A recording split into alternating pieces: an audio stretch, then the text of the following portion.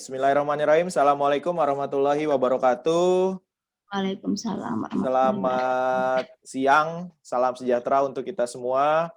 Puji syukur kehadirat Allah Subhanahu wa taala, Tuhan yang Maha Esa. Pada hari ini kita semua bisa berkumpul kembali dalam rangkaian kegiatan Dewan Pengurus Nasional Ikatan Fungsional Pengadaan Indonesia periode 2021-2026 setiap Jumat jam 13.30 sampai dengan 16.30 kita mengadakan kegiatan yang diberi nama pandemi. Nah, ini yang mengusulkan salah satunya Mbak Ira nih. Namanya pandemi, Pekan Diskusi bersama IFPI gitu ya. Jadi di tengah pandemi ini kita coba melaksanakan sesuatu hal yang positif. Bukan berarti dengan namanya pandemi berharap pandemi semakin panjang, tidak, tapi berusaha mengisi pandemi dengan sesuatu yang positif. Dan hari ini adalah edisi kedua dari pandemi setelah Jumat minggu lalu. Dan khusus hari ini kita akan lebih teknis nih, membahas mengenai syarat dan evaluasi kualifikasi penyedia jasa konstruksi. Tentunya karena regulasinya baru muncul di bulan Juni kemarin, per LKPP 12 2021. Apalagi dan masih relevan lah ya Mbak Ira ya, karena DAK yang rata-rata kan teman-teman berkecimpung DAK nih. Tadi banyak yang login masih pakai nama Pokja sekian, berarti masih pembuktian nih. Gitu ya. Jadi masih relevan karena DAK diundur sampai 31 Agustus, kemudian belum nanti APBDP, jadi memahami mengenai syarat dan bagaimana cara mengevaluasi kualifikasi penyedia jasa konstruksi menjadi penting. Memahami aturan yang baru dibanding kita baca 5.867 halaman itu, mudah-mudahan dalam waktu 3 jam ke depan atau 2,5 jam ke depan, kita bisa banyak mendapatkan masukan nih terkait dengan syarat dan evaluasi kualifikasi penyedia jasa konstruksi.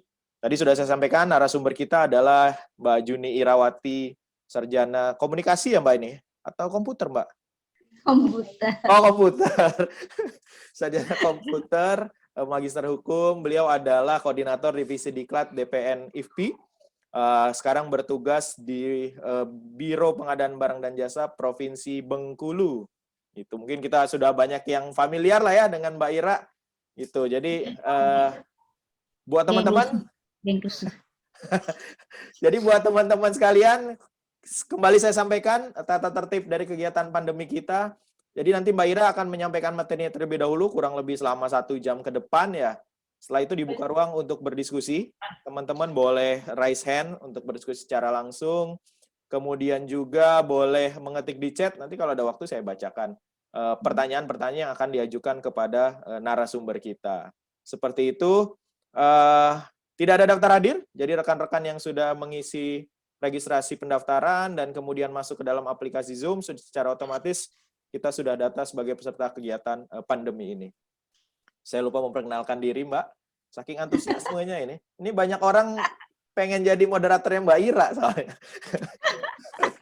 Saya sendiri Rangga dari sama DPN IFPI dari BPBJ Kabupaten Tulang Bawang, ada beberapa rekan saya di sini yang buka kamera, ada beberapa, ada Pak Oka, ada Pak Nawirta, gitu. Selamat bergabung.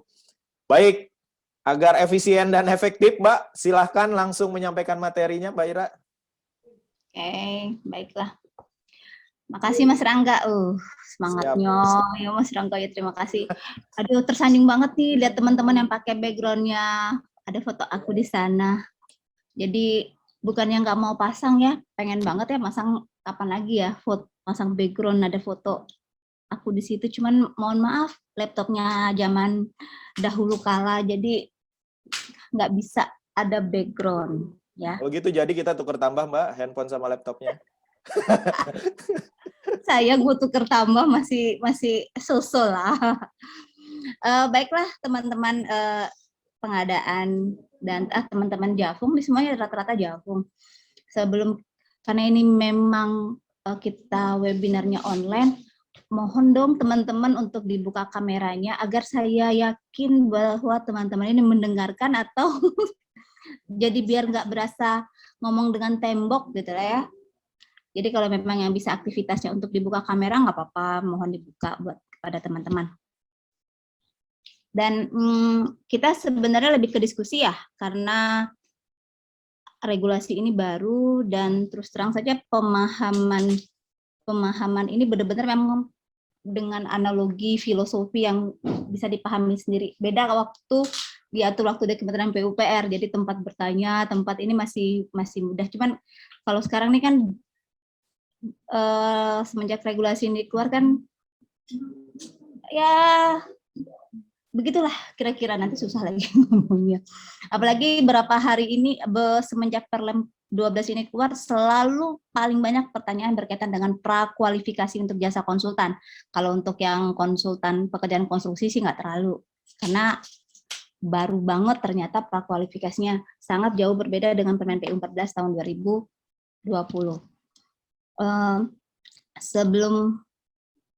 Sebelum memulai tadi sih Mas Rangga sudah memperkenalkan diri aku sudah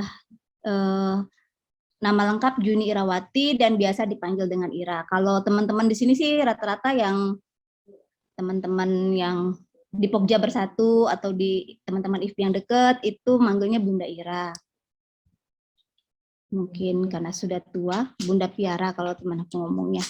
Dan sehari-hari saya bertugas sebagai Jafung juga, ya Jafung Muda di UKPBJ Provinsi Bengkulu. Bukan biro pengadaan kalau kami itu ya, biro administrasi dan pembangunan Setda Provinsi Bengkulu. Nah, tapi dia di bawah bagian pengadaan barang dan jasa. Langsung saja ya, aku buka dulu nih. Bentar, belum dibuka ini. Sambil jalan aja ya, kita sambil konsul. Ini slide-nya lumayan banyak sih, aku juga nggak tahu nih, selesai nggak sih cuman konsultasi ini doang. Mudah-mudahan selesai lah ya.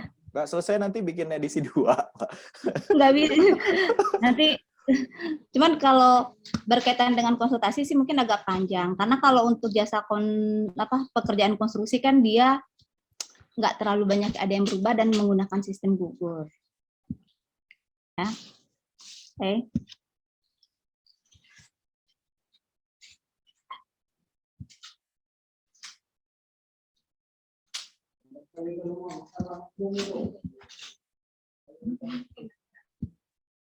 Oke. Ini rasanya bisa aku skip aja ya. Kayaknya kalau tugas pokja pemilihan nanti sambil diskusi aja ya. Karena kalau lihat dengan waktu terbatas banget. Nih, nanti kalau sambil mau tanya. Tapi yang pasti tugas pokja pemilihan itu ya selain dengan persiapan pemilihan, langsung aja ya kita ya.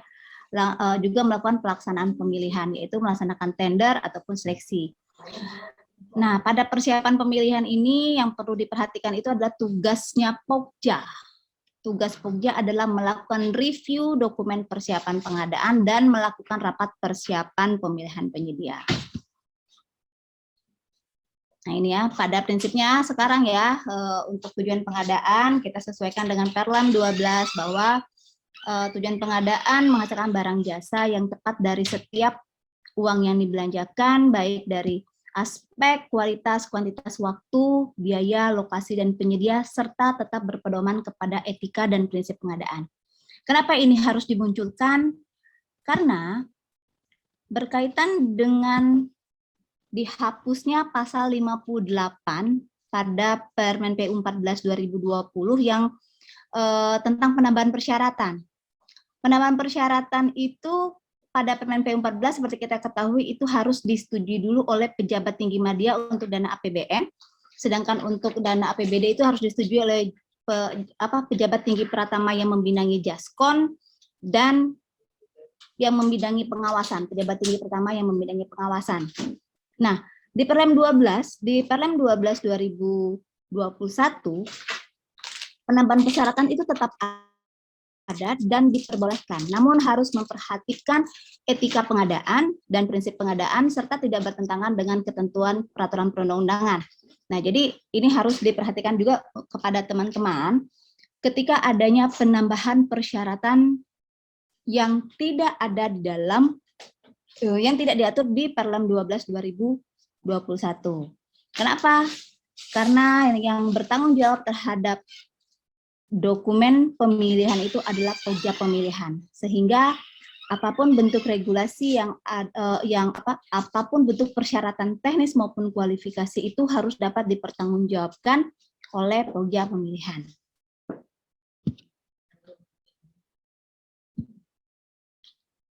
Ini salah satu contohnya ya berkaitan dengan penambahan persyaratan. Persyaratan kualifikasi seperti kita ketahui itu ada administrasi kualifikasi dan teknis kualifikasi. Kita hari ini fokus ke kualifikasi saja. Jadi kita tidak akan berbicara tentang teknis penawaran. Nah, berbicara administrasi kualifikasi serta teknis kualifikasi itu sudah diatur di dalam Perlem 12 bahwa administrasi kualifikasi itu terdiri dari yang berkaitan dengan yang perizinan berkaitan dengan perizinan berusaha, terus izin usaha SBU, NPWP dengan status validnya, KSWP-nya, terus akte pendirian perusahaan. Nah, itu yang berkaitan dengan administrasi kualifikasi. Sedangkan berkaitan dengan teknis kualifikasi itu adalah aman. Nah, ketika ini akan ditambahkan menjadi penambahan persyaratan itu yang disampaikan oleh PPK gitu kan, bahwa penambahan persyaratan itu tidak boleh bertentangan dengan ketentuan peraturan perundang-undangan. Tidak membatasi persaingan usaha dan prinsip pengadaan serta etika pengadaan. Ada juga langsung pasti ada karena pertanyaan, kok PPK boleh nambahin persyaratan kualifikasi, padahal itu kan yang bagiannya PPK itu adalah teknis, bukannya kualifikasi. Pasti ada yang bertanya seperti itu kan? Nah, yang perlu saya sampaikan bahwa yang namanya persyaratan kualifikasi, ketika persyaratan itu ditetapkan oleh Pokja pemilihan, namun nanti pada saat Pokja memberikan BAHP dan itu ditolak oleh PPK, jadi PPK itu dapat menolak, maka itu bukanlah menjadi persyaratan Pokja sendiri. Jadi adalah antara Pokja dan PPK. Ya, jadi selama persyaratan kualifikasi itu dapat ditolak oleh PPK, maka itu bukan persyaratan Pokja, namun persyaratan antara Pokja dan PPK.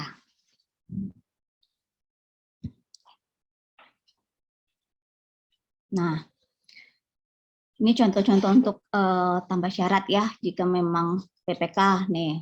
Aku sih cari amannya ya, karena klausul tentang kesepakatan jika tidak terjadi kesepakatan antara Pokja dan PPK itu dihapus ya. Maksudnya PA jika antara Pokja dan PPK tidak sependapat, kalau yang sebelumnya ya, maka PA yang akan menjadi wasit. Nah, di Perlem 12 ini wasitnya dihapus. Namun kita kembalikan ke tugas pengguna anggaran. Jadi apapun bentuk penambahan persyaratan ketika tidak ada kata kesepakat antara Pokja dan pemilihan, maka Pokja itu dapat mengajukan kepada PA untuk memutuskan finalisasi, karena dia yang bertanggung terhadap kekuasaan terhadap keuangan negara. Sehingga ketika persyaratan tambahan ini nantinya ditetapkan dalam dokumen pemilihan, maka yang bertanggung jawab adalah pengguna anggaran. Nah, ini juga yang harus ditekankan, tahapan wilayah penambahan persyaratan. Kapan sih boleh menambahkan persyaratan? Nah, idealnya menambahkan persyaratan itu di tahapan perencanaan pengadaan ataupun pada persiapan pengadaan. Jadi di penyusunan perencanaan, contohnya memang dari perancangan yang ditetapkan oleh dari perancangan yang disusun oleh oleh konsultan perancang, itu sudah mengidentifikasikan kebutuhan yang berkaitan maupun kualifikasi ataupun teknis. Jadi yang tidak ada disediakan di dalam Perlem ini gitu kan, yang dianggap juga tidak akan merubah lingkup, tidak akan mempengaruhi persaingan, itu yang nanti akan menjadi penyusunan spesifikasinya si PPK. Begitu juga pada tahapan persiapan pengadaan. Jadi sudah ada identifikasinya di awal. Sehingga pada saat masuk ke UKPPJ, itu Pokja hanya melakukan review penambahan persyaratan. Saya tidak menambahkan sesekali ya, tidak menganjurkan sama sekali kepada Pokja untuk mengajukan penambahan syarat. Walaupun sih bisa-bisa saja sih, karena tidak diatur ya. Jadi lebih baik Pokja melakukan review terhadap tambah syarat, bukan mengajukan penambahan persyaratan.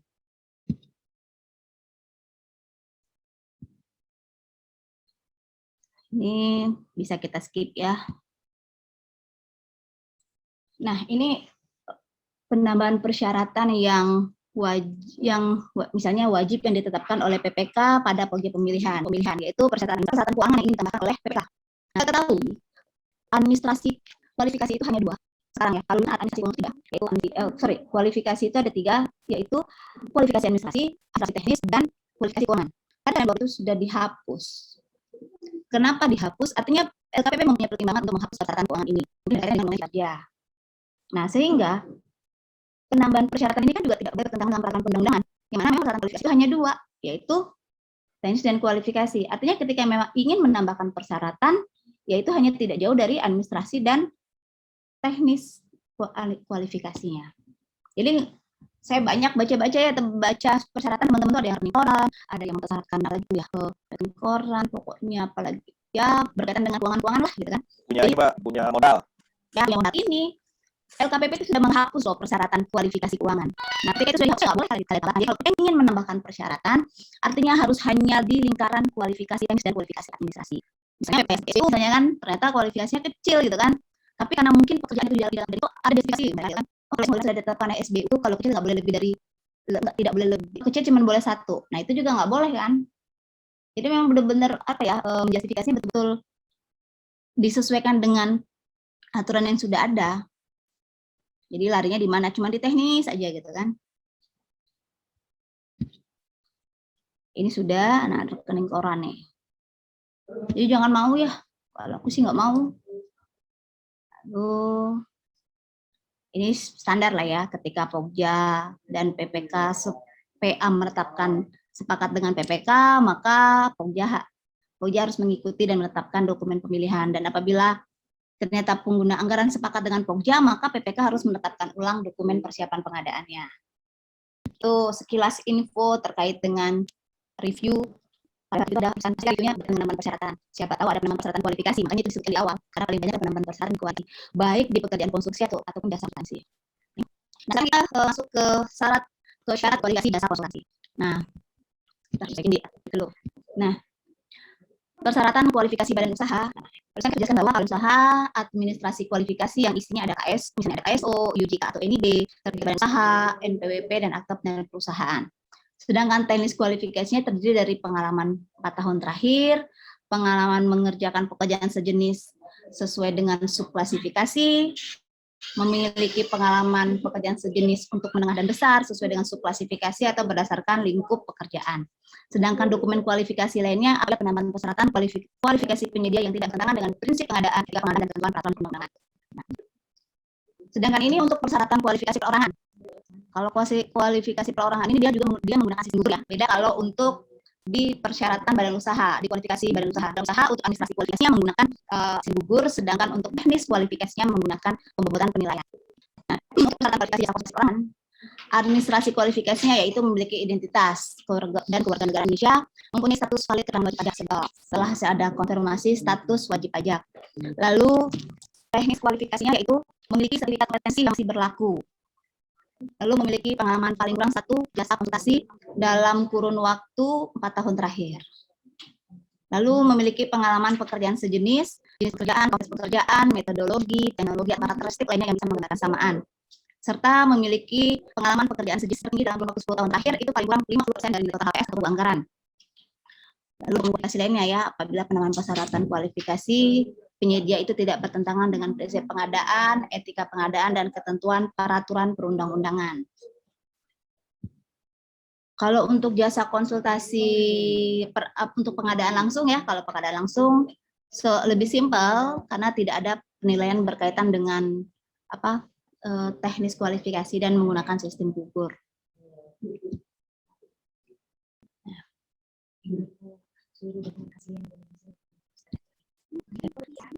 Sekarang kita yang baru nih, simulasi terkait dengan evaluasi teknis kualifikasi. Seperti kita ketahui prakualifikasi di Kemenko 14 itu sudah ada range bobotnya. Sudah ada range bobotnya kan? Sudah ditetapkan. Di dalam itu sudah menetapkan range bobot. Sedangkan di Perlam 12 ini tidak ada. Nanti baru ketemu ke depan, makin ke sana makin ketemu kenapa filosofinya ternyata nggak ada gitu kan. Nah ini berkaitan dengan teknis kualifikasi. Banyak yang nanya, unsurnya kan pengalaman 4 tahun terakhir. Kalau dulu kan jadi jasa di kualifikasi administrasi kan. Nah, sekarang pengalaman 4 tahun terakhir itu kembali menjadi pengalaman teknis kualifikasi. Lalu pengalaman sejenis subklasifikasi berdasarkan lingkup pekerjaan. Lalu pengalaman sejenis 10 tahun terakhir. Nah, berkaitan dengan pengalaman 4 tahun terakhir ini adalah berkaitan dengan pengalaman apa saja yang berkaitan dengan jasa konsultansi konstruksi. Artinya pengalaman jasa konsultasi pengalaman penyedia itu yang misalnya dia punya pengalaman di pengkajian, perencanaan, perancangan, MK ataupun pengawasan itu memenuhi persyaratan.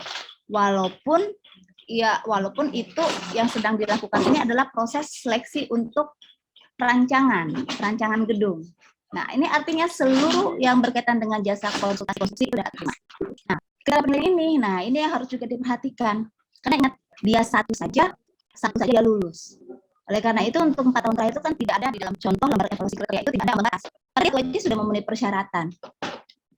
Kalaupun nanti juga mau menyusun batas ambang yang ambang yang paling tinggi pun itu juga harus dihitung kira-kira dalam kurun 4 tahun terakhir itu berapa sih jumlah pekerjaan yang penyedia jasa konsultasi itu didapatkan. Nah, artinya kan ini harus dilihat historis sebelumnya nih. Apakah ada sih penyedia rata-rata punya nggak sih mereka tuh 4 dalam 1 tahun? Bisa saja ya, karena kan mungkin ada yang punya SBU-nya untuk yang di pengawasan, di perancangan itu kan bisa saja. Tapi jangan kok sampai 4 tahun terakhir itu dibikin 100 gitu kan. Terus habis itu dia yang menjadi 100 itu yang jadi bobot paling tinggi. Nah, ini harus diperhatikan oleh teman-teman ya pada saat menyusun kriteria penilaian. Lalu selanjutnya itu memiliki pengalaman sendiri subklasifikasi berdasarkan lingkup pekerjaan. Ini sih boleh ya, mau banyak juga rasanya boleh, tapi juga harus masuk akal lah gitu kan. Karena memang berbeda dengan yang C, banyak yang nanya huruf B sama C apa bedanya? Bedanya cuma yang memiliki pengalaman sejenis subklasifikasi berdasarkan lingkup pekerjaan itu tidak dibatasi tahun. Sedangkan pengalaman sejenis 10 tahun terakhir itu dibatasi rank 10 tahun terakhir. Berapa jumlah maksimal yang dapat diperoleh dalam kurun waktu terakhir. Nah, ini juga berdasarkan database. Database itu apa? Memang kalau untuk menentukan jumlah pengalaman dan lain-lain, ini memang membutuhkan pengalaman yang menentukan. Ini nggak bisa main tebak-tebak aja sih. Karena sempat kemarin aku lihat di Facebook itu yang di APP, LKPP yang grup yang untuk diskusi pengadaan itu ada teman-teman Pokja itu yang menyatakan 100 gitu kan, 100 pengalaman gitu. Padahal kriteria penilaian itu sudah sangat jauh berbeda dengan pengalaman prakualifikasi pada PMP 14. Kenapa? Nanti dijelaskan kenapa. Nah, sehingga kalau aku sih menyarankan pengalaman sejenis, misalnya memang pekerjaannya untuk konsultan pengawasan, katakanlah jalan jembatan atau gedung. Perhatikan dalam 10 tahun terakhir ini, kira-kira pengalaman yang sudah berapa sih yang bisa dipenuhi? Oh, mereka bisa terpenuhi sekurang-kurangnya ada rata-rata 60, tapi rata-rata di angka 20, antar 30. Artinya ya jadilah 20 paling banyak maksimal yang akan dihitung. Nah, sedangkan untuk pengalaman tidak bisa dari 20. Ini tidak diatur ya. Sehingga ketika tidak diatur, Pokja itu harus punya dasar di dalam menentukan jumlah pengalaman ini.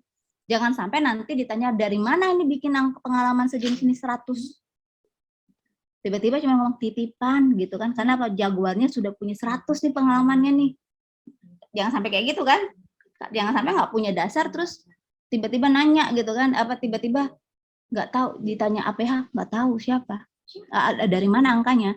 Karena kadang-kadang kan itu APH itu nggak pernah nanya berapa jumlahnya gitu kan, dan nanti di jasa itu tiba-tiba nanya dari mana dasarnya Pokja menetapkan jumlah pengalaman.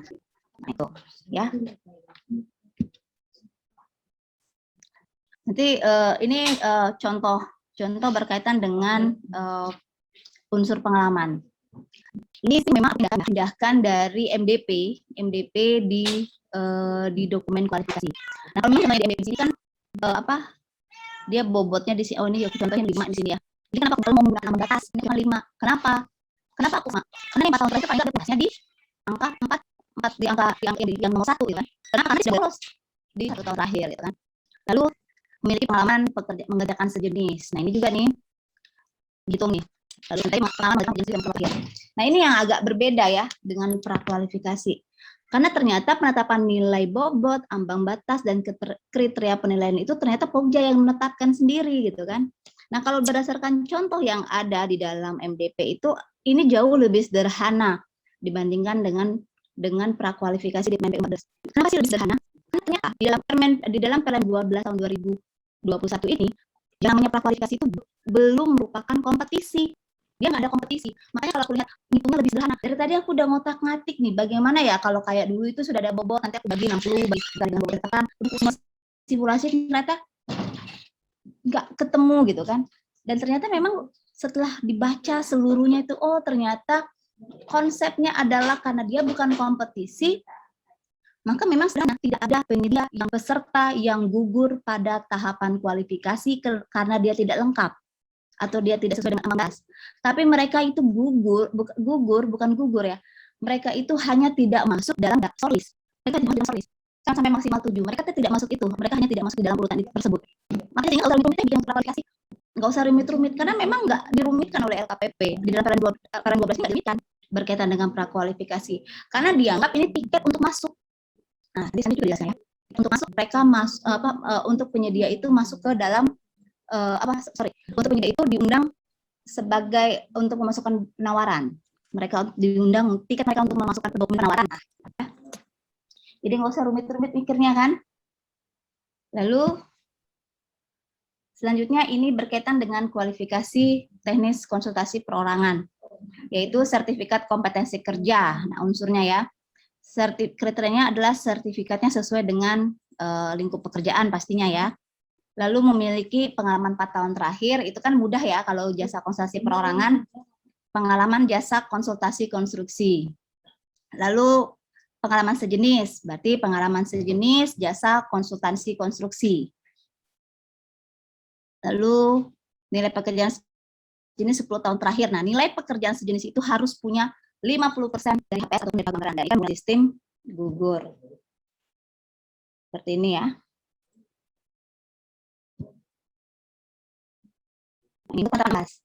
Seperti yang disampaikan di awal bahwa untuk simulasi itu ya, hitungan prakualifikasi dan hitungan untukan ini dituangkan di dalam berita acara review dan ini ditandatangani dengan kalau aku suruh PPK tanda tangani ya berita acara review walaupun tidak ada kewajiban review itu harus dihadiri oleh PPK ini ya. Dan memang untuk menentukan ambang batas ini betul-betul membutuhkan pengetahuan dan pengalaman Pokja.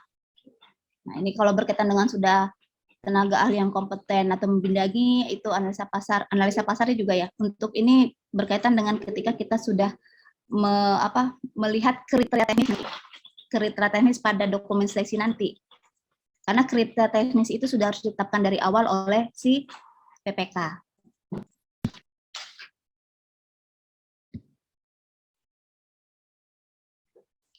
Nah ini ya penentuan ranks tuh. Penentuan ranks merupakan 100% kemampuan Pokja dalam mengasah pengalamannya dengan melihat pengalaman-pengalaman para penyedia jasa yang pernah mengikuti jasa konsultasi sejenis di wilayahnya. Nah ingat, semakin tinggi nilai ambang batas atau rank syarat yang Pokja terapkan, maka kecenderungan untuk tidak dipenuhi oleh penyedia jasa yang ada. Nah ini untuk ini juga harus dipertimbangkan ya untuk nilainya yang di bawah 1 miliar.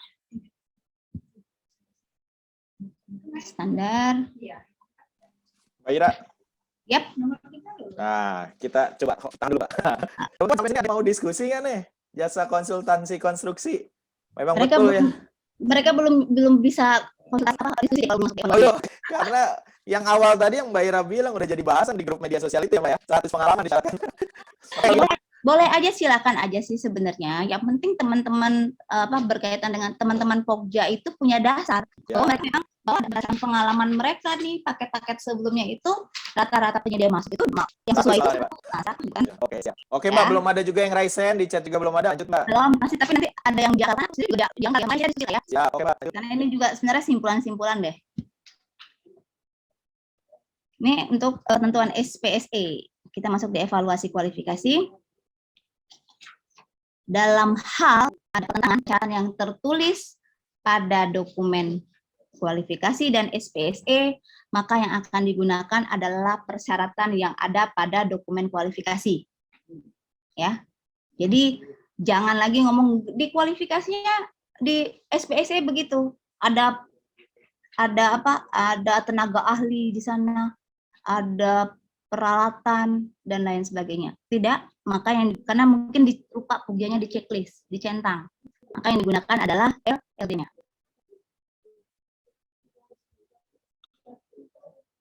Nah,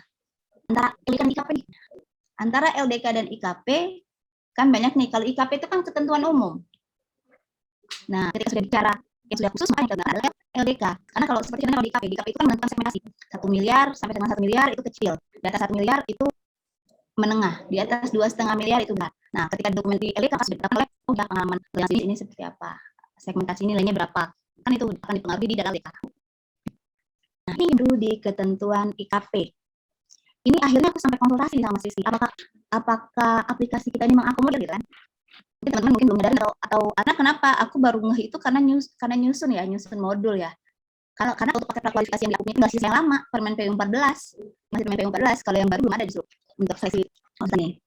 Nah, penyampaian data kualifikasi itu di sini coba dibaca ya. Penyampaian data kualifikasi berarti kan sudah ada, nggak boleh dirubah-rubah nih oleh teman-teman Pokja nih, kecuali memang ada kahar, gangguan teknis, perubahan dokumen kualifikasi yang mengakibatkan ada penambahan persyaratan, penambahan waktu untuk menyiapkan data kualifikasi, ataupun misalnya tidak ada peserta yang ternyata sampai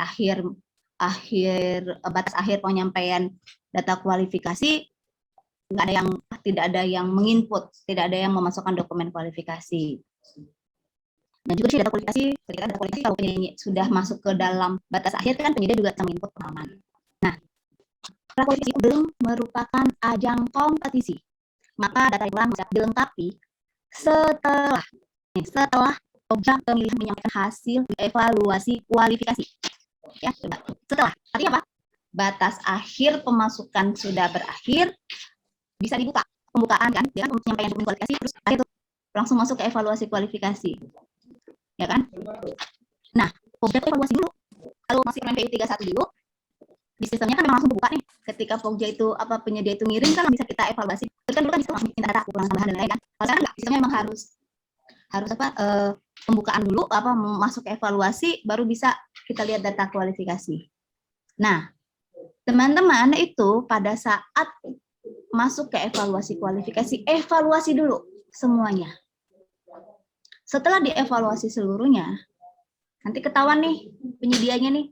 Oh, si penyedia A, dia masih kurang pengalamannya, dia belum input. Si penyedia B ini dia belum punya SBU-nya, mungkin lupa ngeklik gitu kan. Oh, ternyata dia belum ada menginput. Nah, seperti itu. Bahasanya kan data yang kurang, bukan merubah ya. Data yang dia input nggak bisa dirubah, tapi dia dapat melengkapi. Jadi dilengkapi data yang kurang. Setelah direview, nah kan teman-teman yang sudah mengklik menginformasikan kekurangan data kualifikasi kepada teman-teman peserta. Nah, kalau aku sih nyalain dibanding, karena kalau nggak bareng nih bolak-balik kan, bolak-balik apa? Bolak-balik nge-reschedule waktu. Jadi kita evaluasi lagi waktu. Jadi apa? Kita memberikan kesempatan kepada seluruh peserta yang masih kurang tadi untuk melengkapi datanya. Nah, karena untuk melengkapi data butuh slot, maka harus ditambahkan di reschedule mulai dari penyampaian data kualifikasi. Nah, itu baru nanti setelah buka lagi di 3 hari, baru kelihatan nih kalau yang tidak melengkapi, ya berarti kan kalau dihitung dia kurang kan berarti tidak memenuhi, berarti dia gugur. Dan kalau yang lain-lain sudah dilengkapi, itu mungkin tidak masuk di dalam shortlist. Nah, ini yang baru. Ini yang baru ada. Sampai kemarin aku simulasi dengan aplikasi. Oh, ternyata aplikasinya tetap harus dipublish umum, tapi dia sudah terkunci hanya untuk peserta yang diminta data tambahan. Nah, makanya aku bilang, yang namanya prokualifikasi nggak usah berat-berat. Bikin dokumennya sampai 100. Kenapa? Karena memang ini belum merupakan ajang kompetisi gitu loh. Jadi penyedia itu masih boleh Jadi penyedia itu, peserta itu nggak boleh gugur dia, seharusnya mereka tidak gugur gitu. Karena kenapa? Karena penguji menginformasikan data-datanya. Nah itu konsepnya. Jadi makanya dia konsepnya cuma dihitung ambang batas, cuma sekedarnya. Pada prinsipnya semuanya itu dianggap yang mereka sudah memiliki pengalaman sejenis dan lain-lain itu sudah bisa menawar,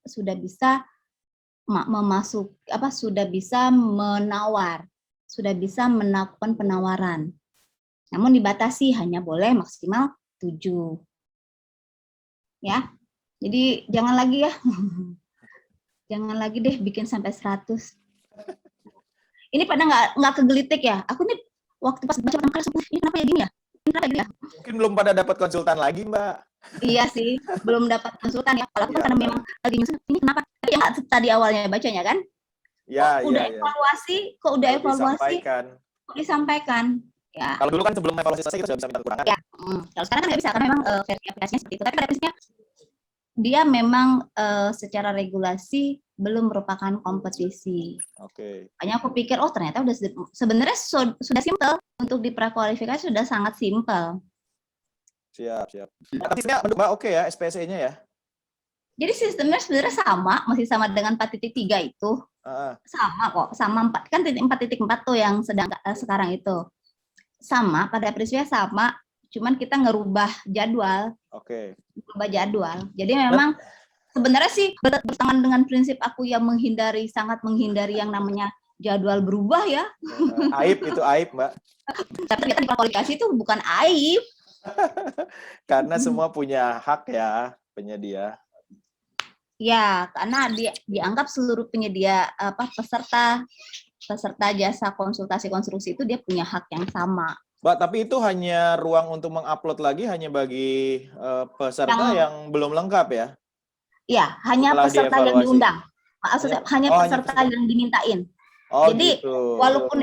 walaupun terbuka untuk yang lain, katakanlah ya, aku juga belum tahu nih kalau aplikasinya apa bisa masuk yang lain gitu kan. Tapi kalau aku lihat sih karena dia ke publish itu artinya bisa dimasuki oleh semua peserta. Soalnya kan ada kemungkinan yang sudah lengkap di awal, Mbak, tapi potensi tidak masuk ke shortlist kan bisa kirim lagi kan? Oh, nggak bisa. Nggak bisa ya? Nggak bisa. Jadi, ya? Okay. Jadi yang sudah lengkap tidak bisa, yang hanya yang diminta saja yang bisa melengkapi. Oke, Mbak. Aku sih mungkin sudah terkunci kali, hanya yang bisa memasuki barangkali ya. Aku belum coba sampai sana. Aku belum kasih untuk aplikasi yang apakah bisa yang lain masuk enggak. Aku belum coba aplikasinya. Tapi baru baca sama konsultasi dengan Mas Rizky ya. Ini dengan PMI konsultasi dengan PMI terus dengan Mas Rizky. Ada yang lainnya? Ada yang lainnya, Mbak. Kontesan, Mbak. Boleh nggak nih, Mbak? Boleh. Silakan. Boleh. Aku tutup aja nih biar aku kelihatan orangnya. Udah share screen-nya. Silakan Pak Nawita Ali, milik Gado Odak. Pak Nawita Ali, aku sering. Waalaikumsalam. Halo. Tadi kan ada penjelasan yang memberitahu kekurangan ya peserta kualifikasi. Betul. Nah, yang diberitahu itu hanya sebagai kelengkapannya saja atau nilainya juga, misalnya dia nilai ambang batasnya tidak cukup, apakah kita perlu juga untuk menambah pengalaman atau hanya kelengkapan berkasnya saja, misalnya SPU dia tadi kurang contreng atau apa gitu. Jadi kalau dia itu, jadi kita belum tahu skor loh ya.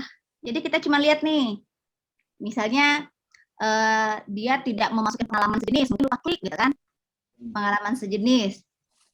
Hanya itu aja informasi bahwa pengalaman sejenisnya tidak diinput, terus SPU-nya tidak diinput, hanya itu gitu kan. Bukan kita bilang, Pak, nilai Bapak nggak masuk nih. Nilai Bapak nggak masuk, nggak gitu juga kali gitu kan. Baik banget ya. Kelengkapan berkasnya saja ya. Kalau kira-kira kalau evaluasi begitu, tapi ini menurut pendapat aku ya. Gimana kalau menurut pendapat teman-teman? Kira-kira kita ke sana nggak evaluasi? Kalau menurut aku sih kalau untuk menginformasikan kelengkapan dia tidak lengkap, kan bahasanya kan tidak lengkap tuh. Iya, betul. Bukan kita menginformasikan mereka kurang teknis. Betul. Diskusi kita ya, siapa tahu aku salah ya. Cukup berkas aja sebetulnya ya. Berarti pendapat aku artinya gini, dia mungkin dia cuma mengupload pekerjaan jasa konsultasi, tapi dia rupanya nggak upload yang sejenis gitu kan. Ya. Nah itu yang Bapak, pengalaman sejenisnya belum diupload, terus mungkin SBU-nya belum diinput. Pakat Jadi nomor NPWP-nya kalau aku sih lihatnya lebih ke sana. Jadi tidak ada ceritanya itu penyedia itu yang gugur gara-gara yang hal-hal seperti itu gitu kan. Betul, iya. Karena bahasanya itu kan dilengkapi, menginformasikan data yang tidak lengkap. Apakah menginformasikan nilai teknis yang tidak lengkap itu nilai teknis yang tidak cukup itu sama dengan data yang dilengkapi? Beda. Rasanya beda ya. Rasanya beda ya. Beda. Kalau teman lain pendapat yang berbeda. Itu ada kalau nggak? ujian dia di hair, Mbak, ujian ulang. Kalau saya setuju, cuma itu sih kelengkapan berkas aja berarti ya. Iya, kalau aku sih karena bahasanya itu adalah melengkapi berkas. Kalau melengkapi berkas kan artinya kita hanya minta berkas yang berkaitan dengan persyaratan kualifikasi tadi agar mereka nggak gugur gitu kan, Ya. nggak gugur duluan gitu kan. Iya betul. Nanti Ya. baru kita Sempat juga sih ngalamin kemarin itu kayak gitu, dia kalau kita memberitahu kita mengubah jadwal sih sebenarnya. sebenarnya kita juga tetap harus merubah jadwal, kita tetap akan merubah jadwal. Sama ini apa itu yang persyaratan ambang batas tadi, kolom itu kan ada kolom A, B, C. Yang C itu kalau kita misalnya tambah pengalaman sejenis paling kurang dengan nilai 50% dari HPS, itu boleh apa enggak itu? Oh, itu kan untuk perorangan. Ya enggak, untuk yang badan juga kita tambahkan seperti itu. 50%. Ya, karena kan dia kolom B sama C itu kan mau tambahin tuh dia punya itu ya. Itu sebenarnya berkaitan dengan, kalau aku itu berkaitan dengan kemampuan teknisnya kalau konsultasi perorangan ini kan dia nggak ada yang administrasinya, kan hanya sama sih di teknis dengan di administrasi.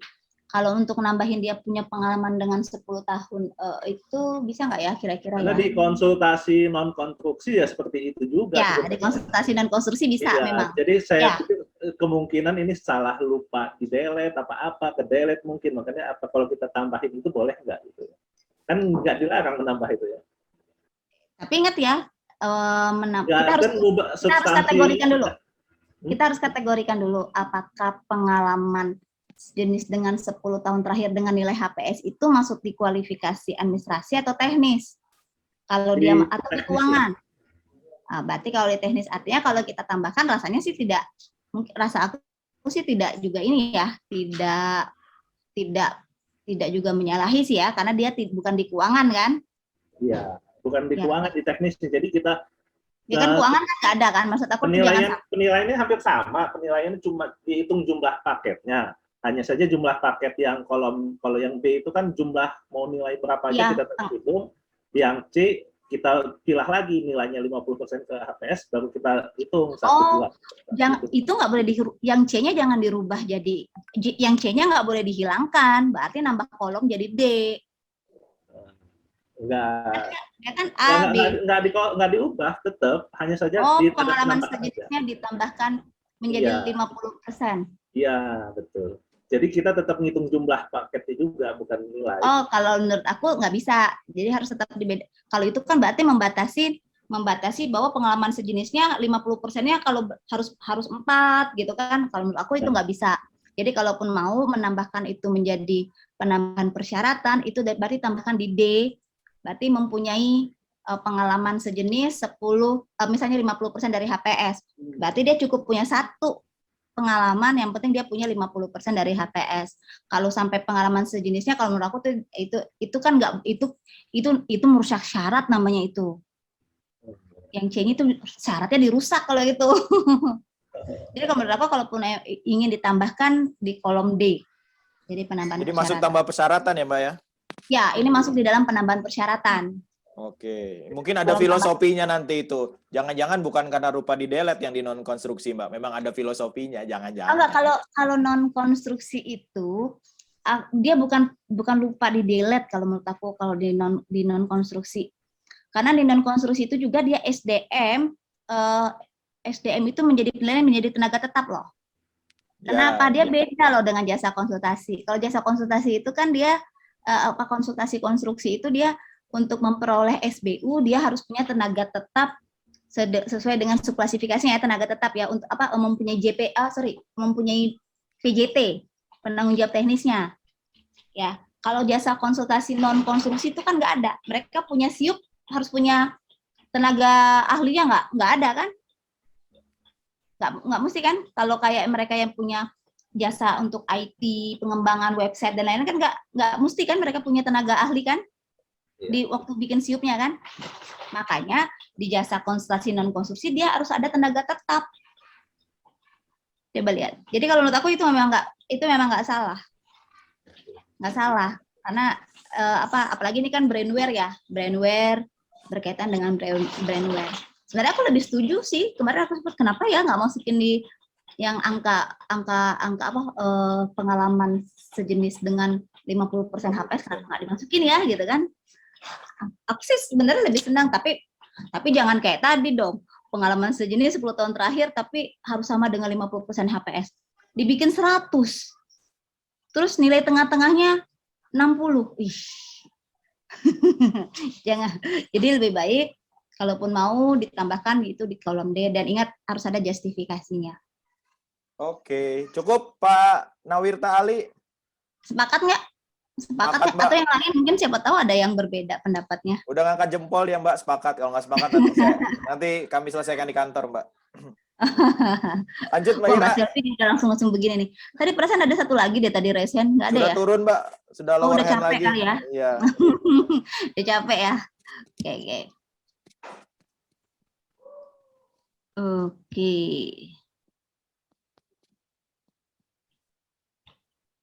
Ini kalau poin perpanjangan boleh bisa lah ini ya.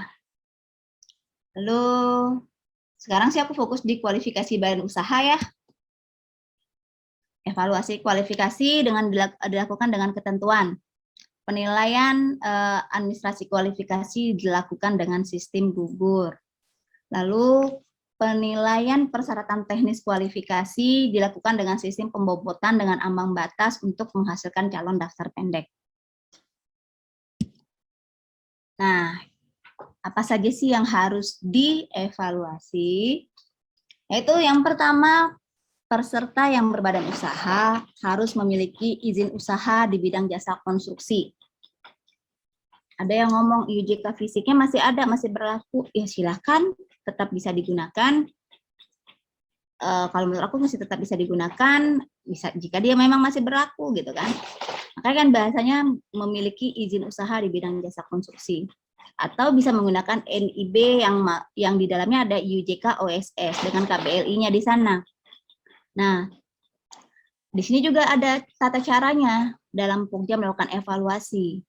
Jadi dalam hal IUJK diterbitkan oleh lembaga online single submission ini OSS, Pokja pemilihan itu tidak boleh menggugurkan IUJK apabila belum berlaku efektif pada saat evaluasi kualifikasi maupun sampai pembuktian ya. Namun pada saat rapat persiapan, ini belum aku edit nih, rapat persiapan penandatanganan kontrak, karena nggak ada lagi ya rapat persiapan penunjukan penyedia. Pada saat rapat penandatanganan kontrak itu sudah harus IUJK OSS-nya sudah harus berlaku efektif. Karena kalau dia belum berlaku efektif, maka kewajiban-kewajiban yang harus dipenuhi oleh penyedia jasa itu belum terpenuhi. Lalu yang kedua itu adalah memiliki sertifikat badan usaha, SBU kecil, menengah atau besar, disyaratkan sesuai dengan subbidang klasifikasi layanan SBU yang dibutuhkan. Nah, ini Pokja pemilihan memastikan bahwa peserta sudah menginput SBU. Paling tidak, nah ini kan kelihatan nih, paling tidak menginput nomor SBU dan masa berlaku SBU. Atau peserta dapat menyampaikan pada unggahan persyaratan kualifikasi lainnya. Jadi, misalnya dia nggak nginput nomor SBU, pas kita lihat nggak nginput, nggak upload juga, gitu kan. Berarti Pokja informasikan belum masukin SBU-nya Pak, gitu kan. Nah, khusus untuk SBU tidak perlu mengevaluasi registrasi tahunan, melainkan juga cukup memperhatikan masa berlaku SBU.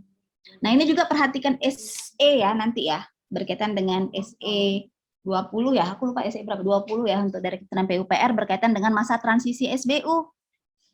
Nah, ini juga teman-teman banyak juga keliru ya mengartikan SBU ini ya, masa transisi ini. Nah, ada teman penyedia yang sudah habis SBU-nya pada tanggal 20 Juli 2020. Terus dia punya surat keterangan dari asosiasi tanggal 2 Juni gitu kan. 2 Juni bahwa prosesnya sedang diajukan perpanjangan. Di sistem itu memang nyaut nih. bahwa prosesnya sudah mulai dari di angka 3 nih oleh teman-teman Pokja, karena dianggap masuk di SE 20 ya, aku lupa SE 20. Jadi di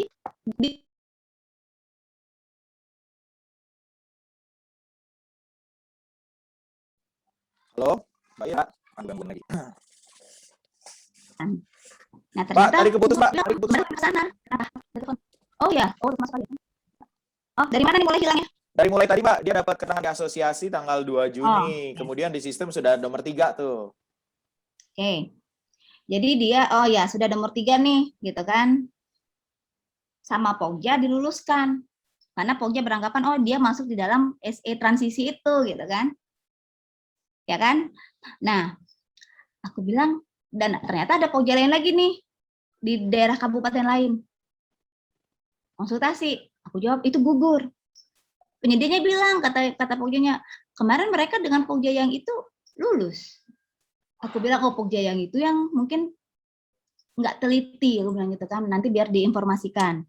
Nah, ternyata yang di sini dia gugurkan, penyedianya komplain, gitu kan, komplain ke Pokja yang di kabupaten ini, terus kabupaten yang satu lagi, aku masih kalian keliru. Nah, waktu itu masih sanggah. Nah, Mas Sanggah, dan akhirnya dievaluasi ulang, dan dia gugur. Protes, gitu loh. Protes, kenapa protes? Kenapa digugurkan? Gini, kenapa dia gugur? Karena SE transisi itu hanya untuk penyedia yang habis masa berlakunya dari tanggal 1 Januari sampai dengan 31 Desember 2021 gitu kan. Dia itu mengatur yang habisnya di atas tanggal 1 sampai 20, yang habisnya di 1 sampai 23 Januari 2021. Jadi kalau dia habisnya 2020 ya masuk dalam SE transisi tersebut. Ya. Jadi kalau SE-nya dia sudah tervalidasi, jadi kalau tanggal 1 Januari sampai tanggal 23 Januari sudah tervalidasi, 0 pun lulus. Nah, atau dia habis di atas tanggal 23 Januari, maka dia langsung otomatis berlaku sampai dengan 31 Desember 2021 ya. Tapi nggak apa-apa, itu kan masih bisa dievaluasi lagi. Lalu NPWP. Nah, sekarang ini yang berlaku sebenarnya NPWP peserta dan harus mempunyai status keterangan wajib pajak berdasarkan hasil konfirmasi status wajib pajak. Nah, ini harus capture nggak sih sebenarnya gitu kan? Karena kalau di slide itu katanya di capture atau diunggah. Slide itu bukan aturan. Aturan itu adalah ya yang dalam lampiran 2 dan lampiran 5 gitu kan. Jadi bukan karena karena selembar slide terus diatur bahwa NPWP itu harus di capture gitu kan. Sehingga nanti menjadi menggugurkan. Kenapa? Karena kalau kita lihat sekarang itu di aplikasi di sikap itu di sebelah kanan itu sudah ada sikap, terus kalau diklik walaupun dia tidak ikut tender dengan kita gitu kan, dia tidak ikut tender dengan kita, terus kita lihat klik tuh verifikasi, itu keluar tuh pas ngeklik KSWP valid, KSWP valid, dan aku sudah tanya itu langsung terkoneksi dengan sikap LPSE, SPSE, LKPP itu, sikapnya langsung terkoneksi dengan dirjen bukan oleh DJKP gitu loh. Jadi jangan lagi mempersyaratkan. Jadi kalau lihat di contoh sini, kalau aku sih aku diunggah di upload ini aku tebelin ya. Jadi kalau aku bikin karena untuk mempermudah. Jadi mereka bikin di capture ataupun dapat Pokja lihat di sikap itu bisa dilanjutkan. Jadi jangan ada lagi teman-teman yang menggugurkan karena tidak ada capture KSWP. Karena kita bisa ngeklik kok di data media sudah masuk sebelah kanan, ada klik aja. Yang nggak ikut pun bisa kita klik. Dan untuk syarat kualifikasi di Jakon sama ya.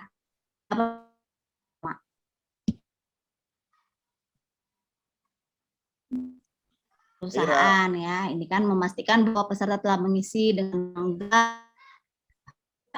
Mbak, putus-putus lagi suaranya, Mbak. Lagi ya, udah jauh. Sinyalnya jauh-jauh. Bukan gara-gara capture KSWP kan, Mbak? Harus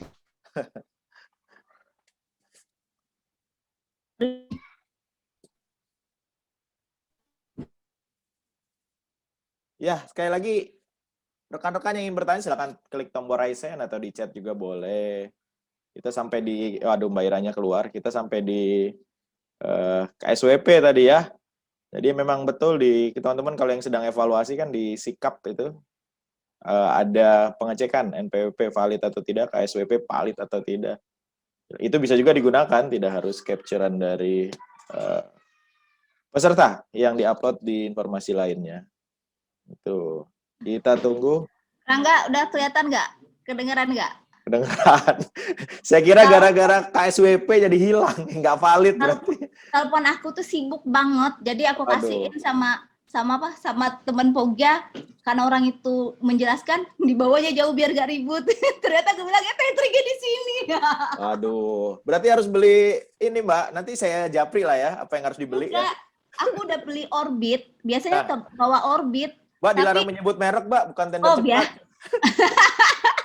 Tapi kenceng banget loh Orbit itu. Ternyata aku malah lupa hari ini pakai itu. Mbak, sebelum dilanjut nih, ini karena kita ngomongin KSWP, pasti ada yang raise hand kan, si Teh Fauzia Ayo Teh, silakan Teh. Pasti nanya cara evaluasinya nih. Buka kameranya, nggak boleh nih. Ini anggota divisi diklat aku nih. Nah, silakan. Soalnya ini pernah nanya juga nih ke saya nih. Iya. Silakan. Gimana Teh? Ayo Teh, gimana? Aku hampir lupa ketinggalan acara ini padahal udah daftar, ya Allah. Jadi gini Mbak Ira, masalah KSWP ini kan tadinya kita beranggapan kayak misalnya kalau SPT kan memang ketika dia sudah isi di tabel isian kualifikasi dia ada gitu kan, kita bisa tinggal pembuktian ada apa enggaknya. Cuma kan kalau KSWP ini kan nggak ada kayak gitu-gitunya. Kemudian aku tuh sempet nemu yang pernah di-share di grup tuh yang SPSE slide kan? Slide itu yang di slide. Aku tadi bilang slide itu bukan aturan. Oke. Aku pikir itu ada dasarnya, jadi enggak ya? Enggak. Slide itu bukan aturan. Jadi jangan gunakan slide buat aturan. Mungkin pada nggak ngeh ya. Coba deh aku buka aplikasi ya. Pada nggak ngeh kali ya. Padahal kalian tuh bisa ngecek SPSE-nya mudah banget loh. Iya Mbak, betul. Di sikap maksudnya Mbak Ira? Iya, coba bentar. Aku login nih. Bentar, aku login di aku ya. Ngapain pada sibuk KSWP di capture? Aku bikin aja tapi untuk mempermudah. Orang gampang banget kok. Jadi ada yang dia nggak upload capture di informasi lainnya Mbak. Jadi kan kesannya nggak, yang tadi Mbak Fauzia bilang, nggak bisa dibandingkan ketika pembuktian gitu. Malahan kan nggak begitu. Nih ya bentar deh. Tuh. Tunggu. Ini kalau langsung bisa buka LPSE lagi evaluasi jangan-jangan Mbak. Baru selesai kemarin tapi kayaknya mau evaluasi lagi. Tunggu. Pada waktu di link pembuktian nanti ya. Ya. Jadi gini Mbak Ira, kan kita juga bisa lihat KSWP di yang sebelah kiri itu yang bareng NPWP kan, cek KSWP ya, yang disikap ya. Itu connect loh. Iya. Itu emang connect dengan DJKP. Nah, cuma pernah juga. Jadi aku sama teman-teman aku tuh ngecek yang disikap itu. Ketika aku buka, di yang dia statusnya valid. Tapi di temen aku, statusnya jadinya nggak valid gitu. Oh, coba lihat dulu di sini. Coba bentar. Penambahan peserta, evaluasi. Evaluasi Mbak, pembuktian. Ini lagi berlangsung nggak Mbak Ira? Ini kan pembuktian nih. Ini kan pembuktian nih misalnya kan. Tuh. Juli. Baru ini. Oh, enaknya lihatnya di ini ya. Sudah dikerjakan. Tunggu. Ini sudah ya. Udah dikerjain ya. Yang lagi evaluasi Mbak. Dievaluasi ya? Bentar. Kayaknya ada saya, Mbak. Ya kan di sebelah. Di sebelah sini juga bisa nih kayaknya nih. Enggak ya? Di sebelah. Dia ada verifikasi tuh pas mau penetapan. Aku belum penetapan ya.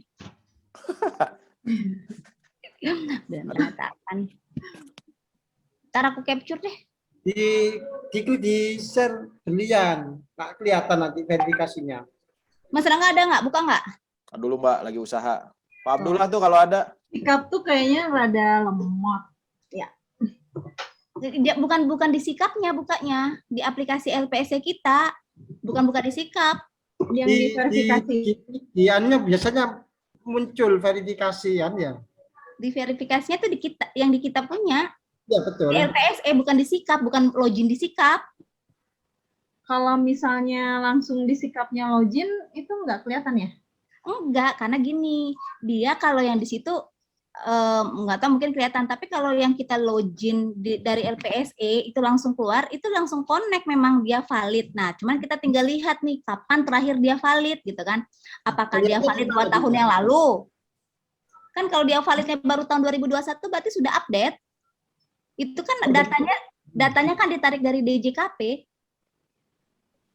Gitu. Ya biasa ada tulisan valid kok gitu biasanya kok. Ya, dia kan ada verifikasi gitu. Ya betul. Ini Mbak, punya saya ada Mbak. Nah, tuh coba Mas Rangga. Oke. Ini Mbak ya, ini kan verifikasi kan? Nah, ya tuh diverifikasi tuh. Tuh klik tuh. Kurang zoom. Kurang zoom, bentar. Orangnya dibesarin orangnya. Oh ini ya. Orangnya kiri ya. Oke Mbak, lalu? Nah ini. Nah. Ini ya? Iya. Halo Mbak Ira? Ya? Iya yang di sini kan ya. Iya. Tuh, coba lihat di bawahnya, bagian bawahnya. Tuh, kapan dia terakhir valida? 15 Juli. Tanggal 15 Juli. Itu connect dari DJKP-nya, bukan mereka yang klik sendiri. Berarti ketika misalnya di tanggalnya itu dia masih sebelum penutupan masa tahun pajak tuh, misalnya masih di bulan Februari, itu berarti masih harus dicek lagi ya? Dia KSWP-nya misalnya dia masih di bawah Februari, dia kan 2 tahun terakhir tuh kan dia harus bayarnya. Dan berarti kalau memang terakhir dia memang tahun 2020 misalnya kan, terakhir pengecekannya ya. Nah, itu bisa diklarifikasi lagi gitu. Berarti ketika kemana itu Bu? Yang bersangkutan ya. Sebenarnya kalau aku sih kalau dia sudah di-update terakhir itu 2021 misalnya kan 2021, dia sih masih memenuhi persyaratan 2 tahun terakhir itu gitu kan. 2021 kan 2021 kan ya. Dan sebenarnya kalau dari aku sih lihatnya kalau ini connect langsung dengan aplikasi. Jadi DJKP ini ketika dia sudah memang ngelapor dia pajak ataupun dia sudah bayar pajak, dia otomatis langsung berubah gitu loh. Langsung berubah kapan terakhir mungkin bulan Juli itulah yang dia baru bayarkan pajaknya bulan Juli itu. Oke, gimana Mbak Fauzia? ya, Jadi janganlah ya, slide itu bukan regulasi loh. Jadi kesimpulannya nggak apa-apa ya kalau misalnya dia nggak upload, tapi memang kemarin yang aku alami ada satu ketika awal-awal gitu aku buka dia valid, tapi pas teman aku buka dia nggak valid gitu. Ada nemu juga kayak gitu sih Mbak Ira. Gitu. Terus itu tuh berlaku hanya untuk ASWP saja kah? Kalau misalnya yang lain gimana? Misalnya kayak SIUP atau NIB atau maksudnya SIUP lagi UJK atau NIB, dia lupa nggak diisi di tabel kualifikasi tapi di sikap ada, itu apakah cukup lihat ke sikap juga atau apa menjadi gugur? Dulu nih, ini prakualifikasi konsultan atau pekerjaan konstruksi? Konstruksi. Pekerjaan konstruksi. Nah, pekerjaan konstruksi Dia tidak input apanya, nomornya ada. Enggak. Misalnya dia lupa, nggak diisi di tabel isian kualifikasinya. Terus Disikap ada Jadi dia. kosong gitu, tapi di sikap ada gitu. oh enggak, kalau di sikap kan kita kan nggak lihat ke sikap. Kita kan lihat dia isi. Karena gini, bedakan di sikap pada saat kita di proses yang di pemilihan. Di proses pemilihan kan kita kita kan di dalam aplikasi ini kan LPSB nomor NIB-nya nggak dia input ya, berarti dia gugur. Jadi kalau ketika pengalaman pun kan misalnya di sikap dia kan upload ya. Tapi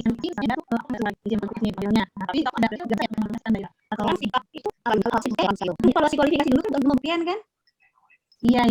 Iya, pembuktian sama gitu. Berarti dia lulus. Berarti Pak SPP itu ada bukan kalau misalnya dia nggak ada respon, dia menggunakan jumlah itu dan valid atau tidak valid. Nah, jadi nggak bisa. Jadi memang pada saat pembuktian. Jadi sikap itu memang pada saat pembuktian. Pembuktian konsultan. Ya, tadi kan tapi buka deh, lihat kan mereka ada yang sudah dipublish tuh datanya, yang sudah dikonfirmasi, ya usah lagi. Dia pakai proses sudah kan sih ya sudah kali dulu, ambil dulu. Cuman kalau memang untuk mempermudah bisa aja pakai kayak aku sih. Kita tetap pakai capture, mungkin apa ini kan. Oke.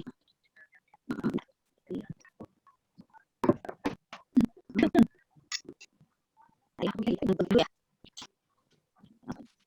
Ini pertanyaan Mbak Uzi itu disyaratkan KSWP, kemudian tidak boleh diisi apa, jadi rasanya gitu. Yang bisa diisi kualifikasi kan cuma nama NWP. Nah, itu kalau dapat itu. Banyak yang kalau itu kan model lain ya, menyampaikan Masih screenshot dari DJP online-nya, ternyata di Iya, tadi. Nah, kan DJP mana? Karena misalnya ini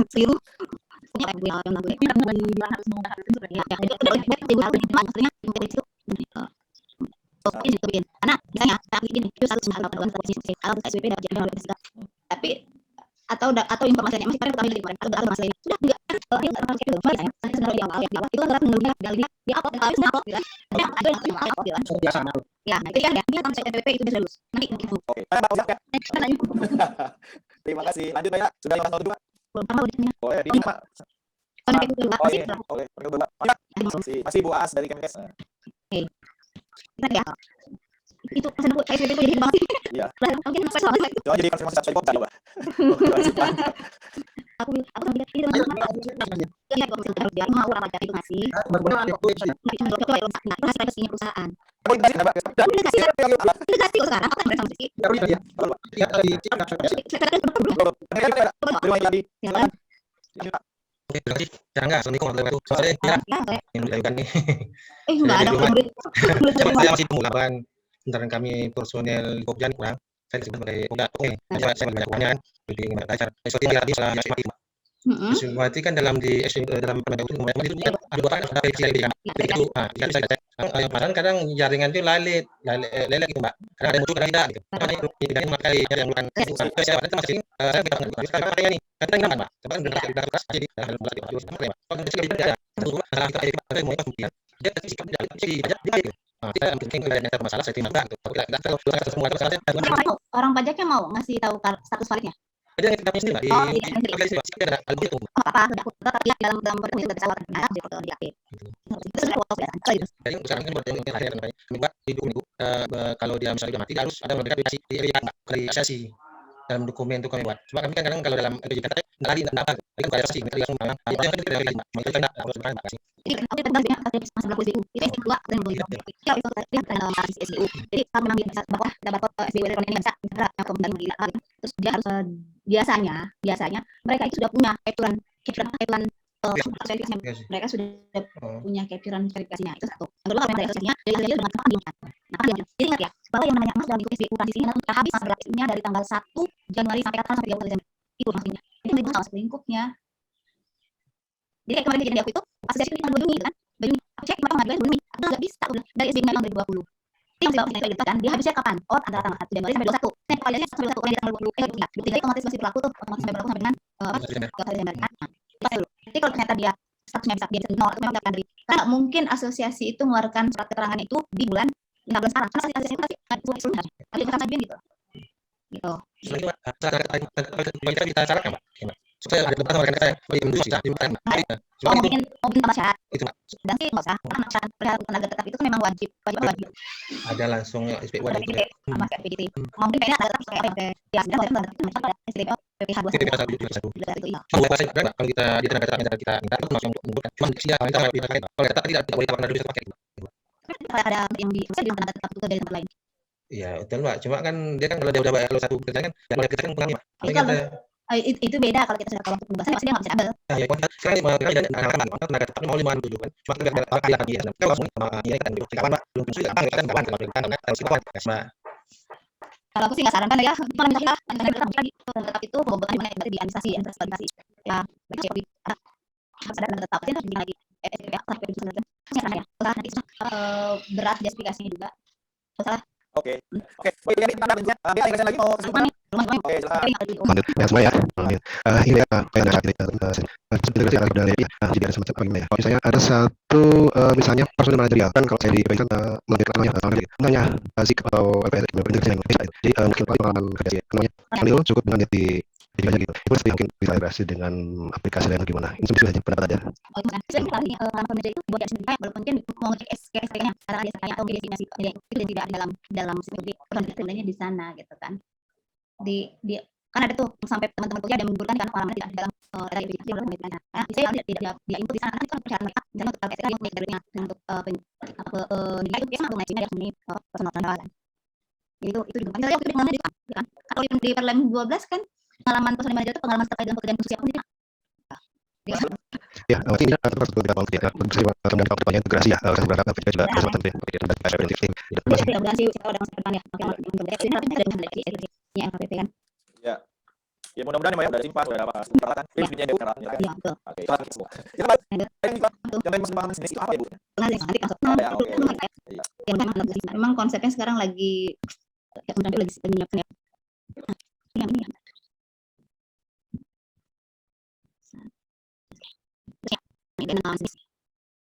Pengalaman mengerjakan pekerjaan sejenis. Dan ya, pasti pengalaman jenis. Sebenarnya pengalaman jenis dengan yang ada yang 10 tahun terakhir itu sama. Ya, jadi hanya sejenis itu dia ada klasifikasi itu karena RE, misalnya RE 102, RE 04, RE 20 berapa ya, RE 202 lah ya. Nah, maka pengalaman itu harus jadi RE 202. Kemudian subsidi 07 bangunan pendidikan. Artinya pengalamannya harus dengan pengalaman pendidikan bangunan pendidikan. Nah, jadi beda dengan klasifikasi dari saya bangunan gedung, suruh bangunan gedung, harus di kosan itu yang ada kasus dengan SBU-nya. Misalnya RE yang di sana ini RE 201, pengalaman yang harus dimiliki dan lingkup kerja RE 201 atau 202. Nah, harus bicara menengah terus lagi lagi ada yang kalau menengah besar ya misalkan sebaliknya ya kalau saya materi pasti nanti kasih ini yang saya mungkin baru lagi ini itu karena evaluasi kualifikasi ya sedang bosan dan hal-hal yang kualifikasi kita aplikasi di tanggal kami nanti ya terus kemudian ya saya misalnya kualifikasi media 7 ini aku nggak sedih ya lalu nah yang menarik sekarang KSO itu dulu ya namanya KSO untuk kualifikasi kecil namun di PP pada tahun 2001 kualifikasi tidak atau KSO diciptakan dan diperbolehkan. Jadi kalau tidak masukkan kondisi diperbolehkan melakukan KSO. Nah, ini kalau original kualifikasinya adalah 10. Sekarang dengan tadi jasa konstruksi sekarang bebas. Nah, lalu wajib semua KSO jadi usaha bidang jasa konstruksi dari SPP wajib memiliki akuntan peluang yang luar biasa. Mungkin kita harus evaluasi KSO ini. Misalnya namanya SBU persyaratan untuk menengah dan besar itu 2 SBU. Misalnya BG 01 lalu BG 02 ya. Nah, kalau dia menengah itu bisa artinya silakan boleh punya BG 0 BG 07 silakan BG 01 ya. Nah, aku nggak hal lingkupnya itu ya. Nah, tapi kalau menengah tinggi, misalnya buat SBU maka SBU-nya si level harus memiliki kedua SBU ketika anggota sudah cocok. Nah, dia sering melengkapi itu ketika dia setara atau dia lebih setara ya, setara. Oh ya, setara ketika dia setara. Kayak besar itu enggak. Setara dengan si menengah. Kalau yang itu harus melengkapi. SKP dia SKP SKP kan bisa mulai dulu ya. Tapi kalau dari kita nanti akan tinggal evaluasi berdasarkan kualifikasi penyedia, evaluasi berdasarkan kualifikasi SBU, evaluasi berdasarkan KSO, evaluasi berdasarkan pengalaman pendidik, berdasarkan KSO.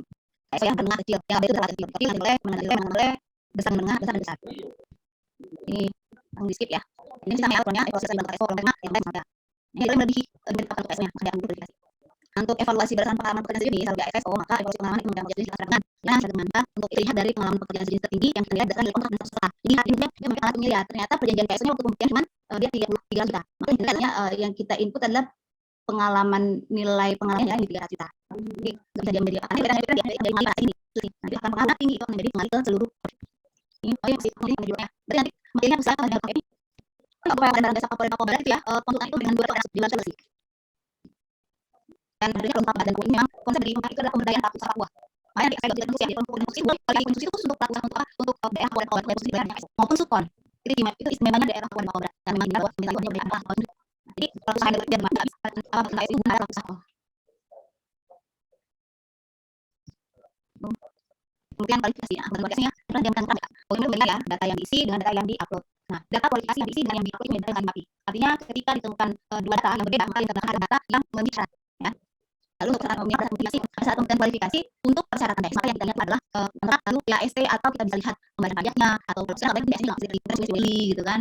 Itu bisa digunakan itu ataupun referensi itu bisa digunakan untuk menentukan bahwa ini berarti pembulangan dapat diberikan. Nah, yang kualifikasi. Ini dalam sudah satu bahwa pemberian kualifikasi itu adalah direksi yang namanya ada dalam akte pemberian atau perubahan atau yang sama perubahan atau asal direktur yang nama penerima kuasanya tercantum dalam akte pemberian perubahan. Lalu kayak misalnya dalam di dokumen otentik atau pejabat yang bertindak ekspor nah yang mereka yang depot atau potong pajak SPP pasal 21 form 21 Nah, ada juga yang nanya kuasa itu boleh nggak? Aku bilang kuasa direkturnya dia ada nggak namanya dalam akte pendirian perusahaan? Kalau tidak ada, artinya itu perusahaan yang dileges ya oleh akte notaris. Jadi pelakunya akan sama bahwa lapor atau potong pajak. Padahal direktur itu dia yang berkuasa direktur, tapi berkuasa tidak dari perusahaan. Maka yang melakukan dilaporkan tadi itu yang melakukan tanda tangan kontrak, nah, gitu kan? Kuasa direktur. Kalau namanya dalam akte bisa, kalau namanya ada perusahaan itu menerima kuasa yang dileges gitu kan? Dan kita tidak memperluas tanda ya. Supaya fungsi ada fungsi ada untuk tanda tangan kontrak ada tanda tangan. Ini nanti sebagai bahasa usaha, berarti kan sebenarnya usaha dari si bunda dan usaha berarti maka kita masih masih soal ini ya bumi. Kayaknya saya banyak ulang nih. Jadi kalau untuk supon, nah itu ya kalau kerjanya dia orang masuk akun, kerjanya referensi maka itu kita hitung. Nah, jadi kalau untuk supon pertama untuk ini kalau aku ada alokasi pelaksanaan yang harusnya alokasi enggak untuk supon kan. Nah, pelaku usaha itu artinya nanti punya salah apa dulu. Oh, dari orang dia jadi enggak perlu usaha ya 20%. Nah, udah kita belum pernah apa benar. Nah, kemudian apa yang dilegalisir dalam tempat setempat yang mana surat kenal atau akte lahir. Ya, ini klarifikasi juga sudah ini. Masalah ya, sudah ya, sudah benar ya. Oh, jawaban harus dijawab oleh Kopda setelah dihari masalah ya. Jadi saya skip. Nah, kalau kurang dari 3 ya berarti ada prakualifikasi ya. Nah, sudah kualifikasi ulang ternyata harusnya cuma ada prosesnya apikan. Kalau satu harus seperti pembukaan langsung. Ini sedangkan kalau untuk selanjutnya kita mempunyai tetap usaha. Oke. Nanti yang di ya, kalau untuk orientasi kan nggak banyak ya perubahannya ya. Cuma mungkin nanti aku detailkan karena di sistem gugur. Jadi beda kayak prakualifikasi kita lakukan. Aku lihat sedikit dengan posisi kita diskusi. Waktunya saya tadi. Aku mau di sini.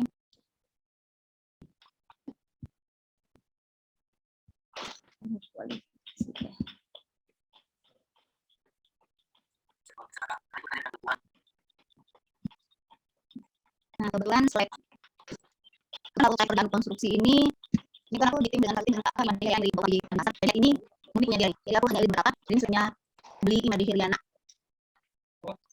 Ini tentang harus ya. Paling aku mau tekankan berkaitan dengan di DAW ya. Sama kayak di jasa konstruksi untuk SBU yang di sini. SBU juga tetap sama. Yang beda itu nanti gini, tunggu sebentar. Atau di sama PPP sama sama memiliki, nah yang penting ya untuk berkaitan memiliki paling kurang 1 pekerjaan konstruksi dalam kurun waktu 4 tahun terakhir, baik di lingkungan pemerintah maupun swasta termasuk pengalaman subkontrak bagi pelaku usaha yang baru berdiri pada 3 tahun. Ini apa? Baru penyedia yang baru berdiri pada 3 tahun. Kita ketahui segmentasi kecil sekarang bisa dari namun untuk usaha yang baru berdiri pada 3 tahun itu dia tidak wajib memiliki pengalaman sampai nanti di semuanya. Nah, ketika penyedia yang baru berdiri pada 3 tahun ingin mengikuti paket pekerjaan antara 2,5 miliar sampai dengan 15 miliar, maka penyedia tersebut harus memiliki pengalaman subbidang itu apa? Misalnya memang persyaratan di bangunan gedung. Maka bangunan gedung itu berapapun nilainya harus berbeda dengan tadi. 3 kali NPT ya. 3 kali NPT, 3 kali NPT dalam bentuk 15 ya, 15 tahun terakhir kan. Nah, kalau dia berapa saja nilainya? Katakan 10 juta, kalau tidak yang nilainya bagus, mau 10 juta, mau pengecatan, mau apa, tapi dia wajib memiliki pengalaman. Namun, untuk penyedia yang punya pengalaman, yang punya 1 tahun, justru dia boleh punya pengalaman apa saja. Lebih tahun, pengalamannya dia punya pengalaman apa saja. Bayang nggak? Ya, anak bayi baru lahir terus punya pengalaman ya. Namanya bayi baru mulai masih bayi ya, Mbak? Iya, tunggu aja tahun lagi kalau dia mau ikut jadi pengalaman sih dari bayi. Ada juga yang ini, Mbak. Jadi begitu dia makan dari bayi berdiri. Yang aku kan sebenarnya mau pindah. Enggak. Justru kalau yang perjalanan aku sudah boleh pengalaman. Jadi sebidang itu kalau BGBG ya, berapa BGBG ya? Iya, di bangunan bidang yaitu pengalaman berdasarkan kalau sudah sesuai kan. Ya. Nah, kalau untuk untuk pengadaan langsung ya pengalaman paling kurang 1 tahun terakhir baik di lingkungan pemerintah. bukan pekerjaan konstruksi apa saja, tapi pengalaman pekerjaan konstruksi sesuai dengan subklasnya SSB. Itu kan langsung jadi untuk, maka dia harus pengalaman GG 007. Itu jamnya. Tapi karena memang langsung dikompetisikan. Aku dapatkan itu 15 ada kualifikasi. Jadi dia tidak pengalaman 007. Malum lah, biasa pengadaan langsung dari mana-mana. Langsung ada. Langsung pengadaan. Yang penting usaha pengadaan. Ya. Oke, lanjut, Pak. Berkaitan dengan SKP, memenuhi sistem operasi dari hasil tender terbatas juga lagi ya. Lalu peserta itu tidak dapat kita gugurkan jika dia tidak menyampaikan SKP. Yang maksudnya SKP itu adalah ya. Anak banyak teman-teman itu bukan apa yang menyampaikan perjuangan SKP. Aku bilang lagi. Peserta itu dia harus menyampaikan pengalaman pekerjaannya, dia menyampaikan data pengalaman pekerjaannya. Terus dia sampaikan pula betul itu karena ketika dia menyampaikan, tadi tidak menyampaikan ternyata berdasarkan hasil kualifikasi dan hasil temuan Jogja, data SKP, ternyata dia masih data pengalaman dan tidak SKP dia masih punya 2 SKP. Maka dia masih tetap kita luluskan. Namun kalau dia ternyata datanya dari 5 dari ibu, langsung karena dia menyampaikan data yang benar. Jadi maksudnya bukan SKP dari syarat dari yang bukan. Lalu yang kedua sesuai dengan subbidang klasifikasi layanan SBU ini bisa ya. Oh ya, SBU itu hanya untuk platform. Jadi kalau untuk anggota tidak dipesertakan tadi. Jadi jangan sampai nanti ya. Oh ya, SKP termasuk pengadaan langsung ya. Ya, termasuknya SKP termasuk dulu. Jadi yang harus dihitung SKP-nya mulai pengadaan langsung. Ada yang menentukan datanya.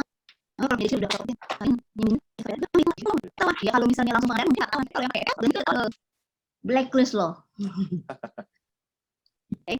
Ini sudah saya menentukan yang untuk terus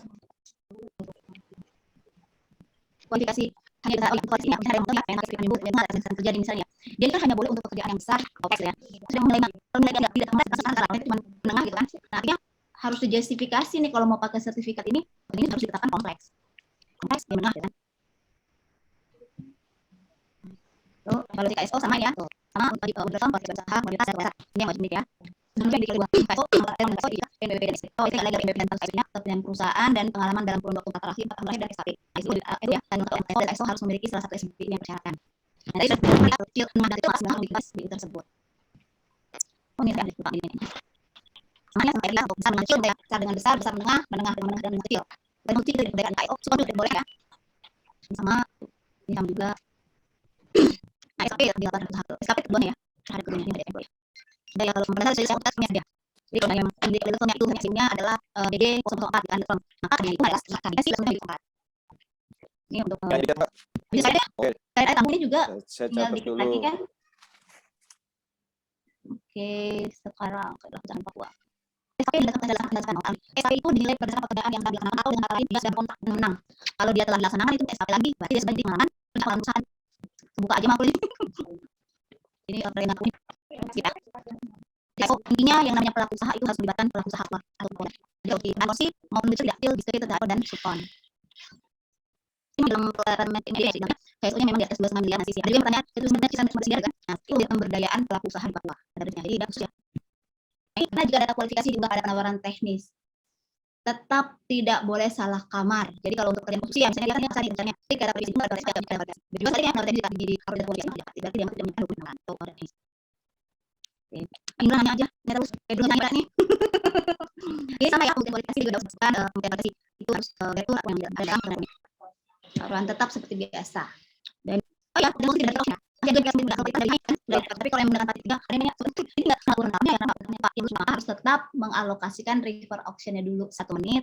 Nanti setelah 2 menit itu baru penerapannya. Nah, biar bisa diskusi nih. Nah, yang tuh masih belum Pak. Ya. Oke, ini yang di chat itu saya Oke, enggak kan? Hah? Enggak. Yang pertama, oh enggak apa? Kertas kerja kualifikasi ya. Prakualifikasi tadi.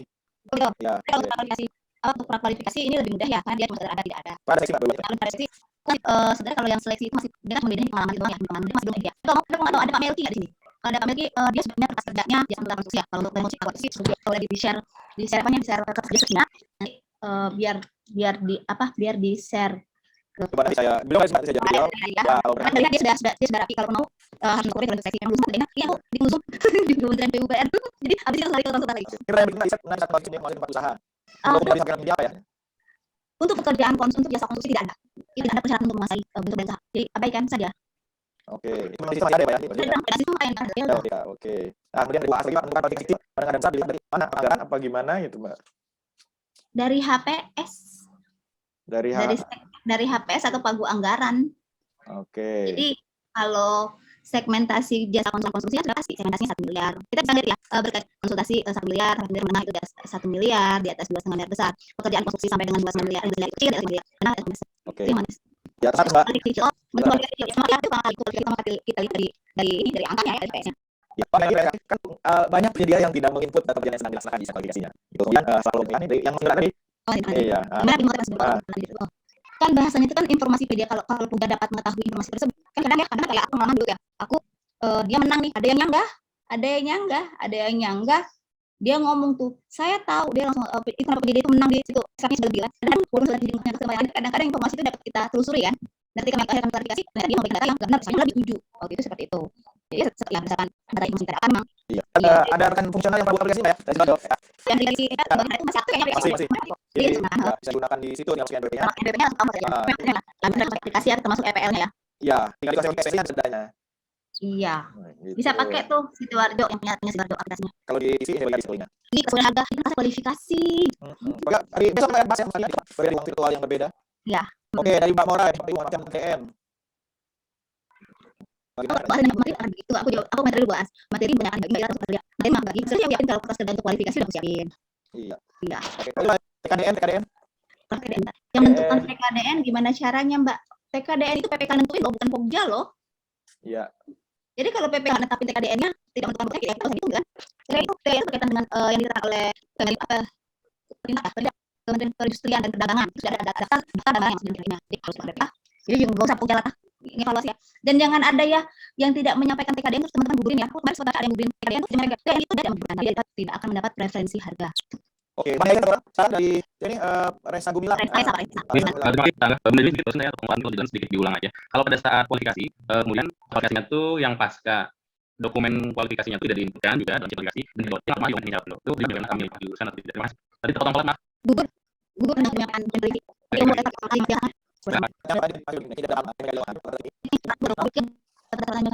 Mana ya rata-rata kalau untuk kualifikasi kita nilai sama kalau itu ini yang saya itu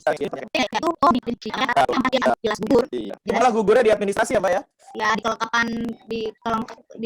Ya di kelengkapan administrasi itu.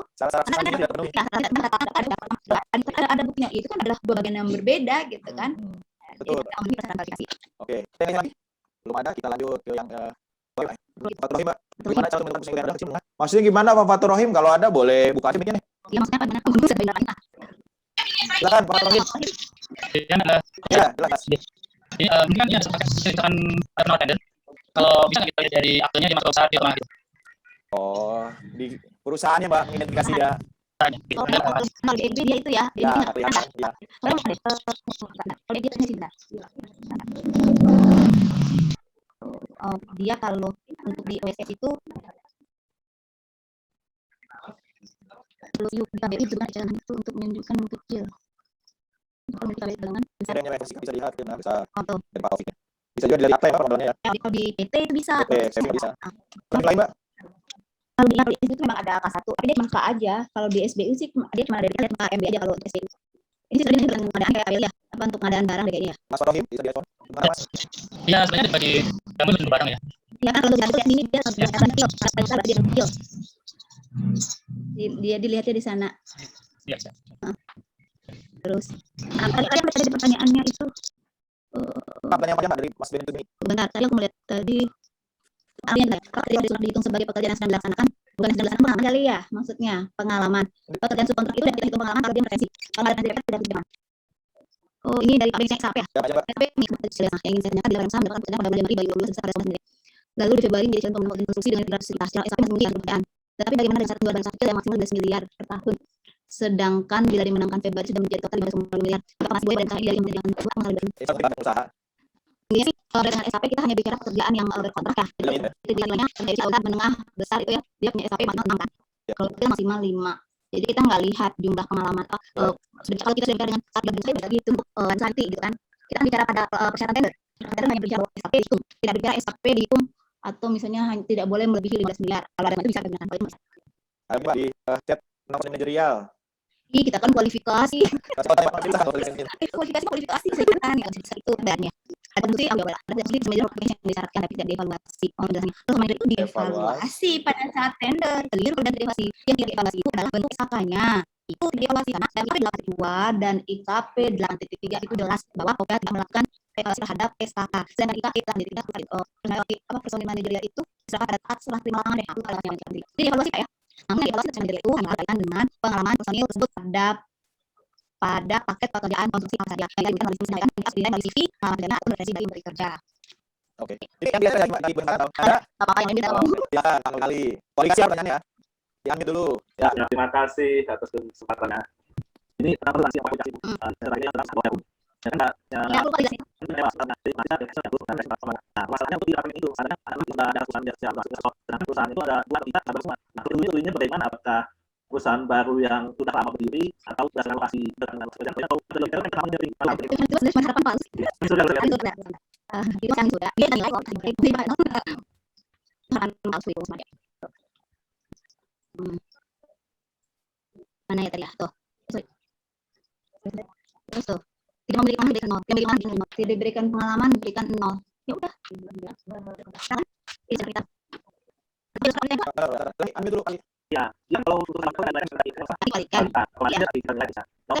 Itu bukan tidak diberi pengalaman berikan 0. Ini tidak masuk. Oh, kalau pikiran saya sini yang masuk untuk satu karena di ABK-nya.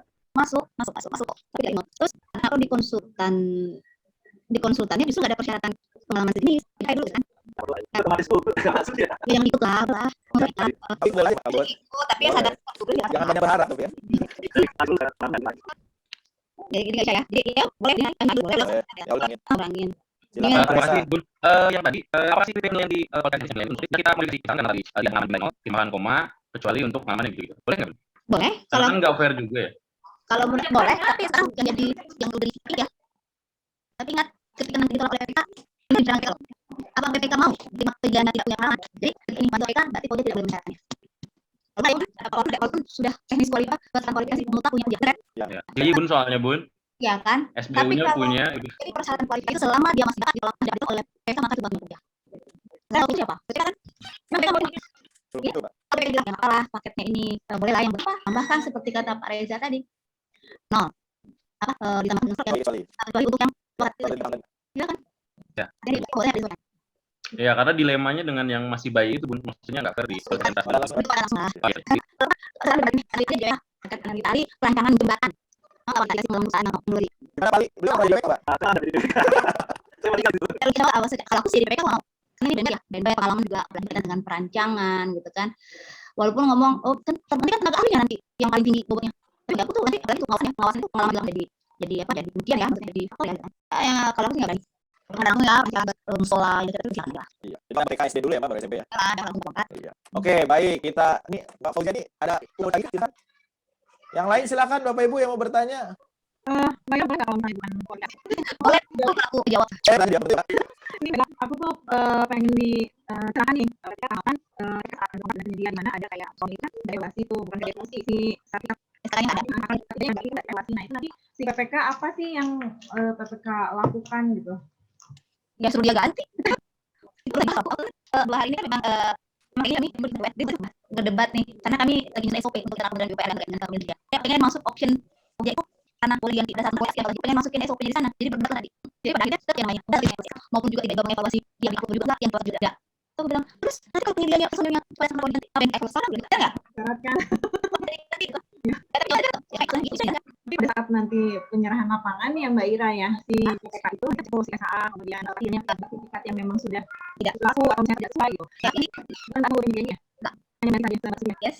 Nggak boleh menggugurkan ya? Enggak boleh. Nggak boleh dilakukan ya? Kelas. Atau ya boleh tanyakan dengan pihak LKPP gitu kan. Yang sudah menetapkan mungkin punya filosofi seperti ini. Karena kebetulan dari Kementerian PU enggak mau gitu kan. Kementerian PU enggak kasih karena sudah disiapkan itu pada saat ada evaluasi sama sekali dan ini dari CF dan enggak ada sama sekali evaluasinya. Kalau Mbak Dede mah bukan nanya dia mah. Pak Fauzan gimana? Ini yang apa? Jadi mau menghadapi PPK barangkali Ya. kan yang itu tidak nanti di alasan mereka bukan ini nanti SK-nya nggak sesuai atau misalnya sesuai. Ya memang itu baik di KP maupun di SS dong. Iya. Kita CWA Mbak Ira ngeselin kan jawabannya. Ini ada gini supaya di terus begitu nanyain sama Pak Emin boleh enggak? Ya alhamdulillah. Ya, jadi sebenarnya bagaimana saat di CM itu kita anggota dia sudah berkontrak artinya si penyidik ini dia harus mengirimkan alhamdulillah atau sesuai dengan spesifikasi yang sudah di PPK yang sesuai dengan spesifikasi kita. Nah, kalau misalnya menegakkan sesuai dengan PPK, jadi bagaimanapun dia harus menggunakan tenaga menegak sesuai dengan spesifikasi. Nah, seperti itu. Jadi kalau misalnya ada alasan dan misalnya ada bahwa tenaga yang lama itu memang tidak mempunyai, berarti dia sebetulnya ini keterangan palsu berarti awalnya dia bilang bahwa yang disampaikan itu adalah mempunyai SAK misalnya mempunyai SAK gitu. Ternyata di pelaksanaan alasan yang dia tawarkan tidak mempunyai SAK atau SAK dan SAK. Nah, itu artinya sama aja dia memberikan keterangan palsu. Nah, itu bisa diberikan sanksi kan itu akan ada PPK untuk menyetujui kalau memang ada persoalan dalam pekerjaan dia tidak bisa menghadirkan tenaga kerja sesuai dengan jadwal. Itu kan alasan dia dan misalnya seperti yang seperti dengan standar atau sesuai dengan spesifikasi. Nah, seperti itu kira-kira.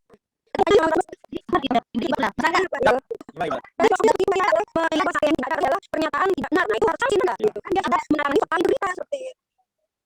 Besok minggu depan aku masukin tuh. Aduh, Apa Mbak? Gimana Mbak? Dari itu dia enggak ini itu karena saya kalau masalah ATM itu ada proses ada aturan. Tapi dia membuka apa cakrawala baru. Itu jadi ketika mereka sudah dari siapa dia sudah bisa. Nanti dia dikatakan dia menyetujui. Ketika ada satu orang itu mau dites saat itu kita tetap terima, artinya dia punya saran. Ada saran dia mau dikatakan harus tidak itu artinya bukan data yang tidak benar. Nah, itu bisa sanksi kok. Artinya kontraknya bisa kita hentikan ya Mbak Debbie ya. Kalau dia sanksi pidana kan bisa jadi karena dari yang harus dari tahun ada fakta integritas. Nah, itu hubungan itu seperti itu. Tidak kok jadi sebenarnya soalnya KPP membuat aturan itu pasti ada tujuan dengan ada di masing-masing kan kalau kita belum itu sebenarnya pasti tujuannya pasti ada aturan yang berubah dan kali itu yang berubah tadi proses ini kan belum tahu ya adanya apa ada berubah ya terus belum masuk jadi kita belum pada sampai sebelum mereka bisa berarti mereka terus apa sebenarnya aku juga menanggapi seperti tadi aku mengerti aplikasi begini kan ini yang terkait dengan itu awal masih dari kemudian satu tapi aku mengenal masing-masing ini dia mudah terus diskusi dengan KM ini kita sambil nanti diskusi yang ternyata memang aplikasi itu memang tidak dipertandingkan maksudnya tidak dikompetisi sehingga kita memang pasti persyaratannya memang tidak lebih pada saat di PPU sebelumnya gitu loh. Baru ketemu oh begini yang lain lagi untuk satu nah kira-kira seperti itu. Bagaimana kalau tadi Mbak Devi juga menyebutkan bahwa kalau misalnya memang nggak benar kan dari pertanyaan kasusnya yang aku kemarin itu dia kata persoalannya misalnya benar katanya 020 misalnya tapi kita juga lihat ternyata dia tuh dia katanya 020 misalnya dia katanya yang sudah dilakukan kita nggak bisa digunakan dan nanti 020 nanti sama mereka namun kasus yang seperti itu yang memang sebenarnya dia memang nggak yang diminta tapi nggak bisa disini lagi dan tidak atau misalnya memang siasatnya udah nggak berlaku nah itu setelah itu bagaimana dengan memang sebenarnya dia karena kenapa ya jadi nah itu apa yang dilakukan gitu jika kasusnya seperti itu. Mbak Debbie silakan. ini lagi jawab ini kelas apa? Bang Mbak Ira, jadi berarti kita tahu tapi bisa apa-apa gitu kan sebagai pembelajaran. Kelas ya. Oh, hidup kelasnya. Lagi ada di kelas juga. Jadi gini. Ya sama kelakuan ya sama jadi ketika dia menyampaikan waktu kita tahu dia tapi katanya kan sudah jelas catatan yang disyaratkan ini kan. Terus ketika dia menyampaikan ketiganya sertifikat cadar kalau dia sekarang kan masih belum ada yang masih tidak masuk ya yang artinya penyidiknya yang dia sampaikan itu kita sampaikan pada saat peraturan dia harus sesuai loh. Artinya dia tidak bisa menggantikan alasnya tidak laku lagi atau memang tidak memiliki. Nah dia memang artinya waktu dia ingin menghentikan itu kan sebenarnya memang butuh hal oleh PPK. Berarti kita nggak jadi kontraknya ya? Tanda tangan itu bisa langsung ikat ya? Sebenarnya aku belum berani komentar nih ya kalau ini sebenarnya tapi aku sih sebenarnya tapi itu nggak bisa dicari kalau menurut aku sih sebenarnya sepemahaman dengan ini tapi ketika dia sudah menyampaikan dia tidak bisa kalau yang umumnya nggak punya SK berarti dia tuh pada saat nawar itu orang yang nggak punya SK kita bisa dikasih di tengah sanksi itu mungkin nanti akan kita jelaskan itu kalau ngomong Mbak Debbie disampaikan di rapat penjelasan itu harus kita sampaikan ternyata itu tidak serta bukan hanya mudah tapi pada saat pelaksanaan kayak BPJS tenaga kerja akan dibayar impor masalah kan tenaga kerja yang akan dibayar sejumlah itu sama dia bekerja itu kan sampai pada saat bisa ada 50%. Gimana? Fauzia? Jadi mungkin salah satu bentuk mitigasi resikonya ketika review persiapan pengadaan ya, Mbak Ira. Mungkin bisa ya disampaikan juga ke PPK ranah-ranah yang evaluasi apa gitu. Dan bukan PCM, rapat penantori. PCM itu masih ada, tapi penyerahan personil itu sekarang nanti. Iya. Benar Pak Beni itu sudah kalau yang kayak pre-construction meeting ya. Ya. Ini apa? Ini kontrak. Iya, memang agak gimana ya Mbak Fauzia, memang juga pernah juga. Dalam kajian kriminal ternyata yang ditawarkan ada apa tuh nggak saja upload kita lihat beda, cuma kita tidak berkewenangan. Tapi beda jam saja ditambahkan di suratnya. Mbak Ira? Aku tidak sama kalau tidak sama aku pas. Ya Pak Abdullah. Ya misalkan dia masih personel sudah kita cek, ternyata pada saat PCM itu ternyata orangnya beda. Itu bisa mendapatkan atau enggak ada belum. Personel itu kan pada saat lapangan. Di saat PCM 0 itu terjadi penyimpangan terkait data personil, apa yang harus dilakukan? Kayak begitu tadi, kalau Mbak Dewi tadi kan ketika yang memang dia tahu tidak memilikinya, tidak memiliki sertifikat saat tersebut, berarti ada data yang tidak benar. Itu kami bilang. Datanya itu apakah Kalau sudah tidak benar, ya kita tarik sertifikat dan masuk ke sertifikat kita, berarti pidana gitu. mengulang ya? Yang kedua yang selesai. Nah, kalau itu kan bisa naik seperti itu.